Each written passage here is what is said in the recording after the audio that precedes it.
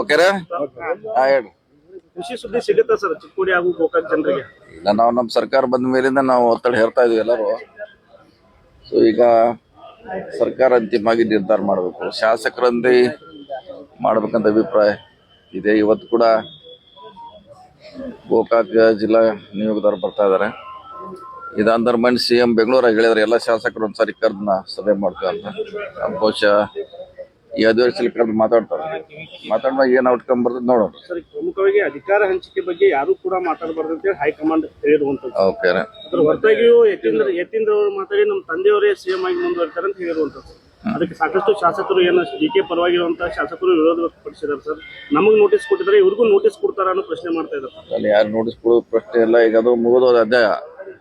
ಯಾರೇನ ಮಾತಾಡೋದು matter seize ಆಗಿದಿಲ್ಲ, ಹಂಗದು seize ಆಗಿದೆ.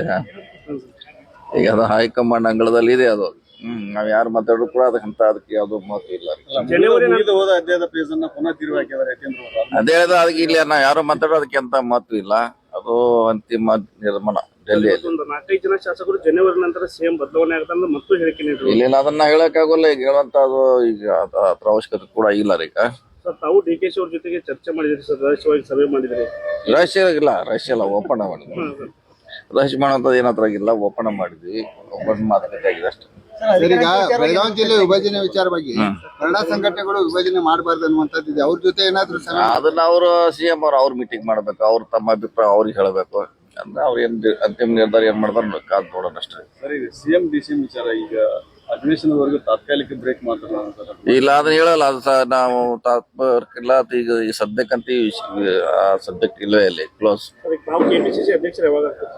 ಈಗ ಹೇಳಿದಿಲ್ಲ, ಇದು ಯಾವ್ದು ಈಗಿಲ್ಲ. ಚರ್ಚೆ ಬಂದಾಗ ನೋಡೋಣ, ಅದ್ರ ಬಗ್ಗೆ ಹೇಳಿದೀವಿ. ಚರ್ಚೆ ಬಂದಾಗ ಅದ್ರ ಬಗ್ಗೆ ಚರ್ಚೆ ಮಾಡೋಣ.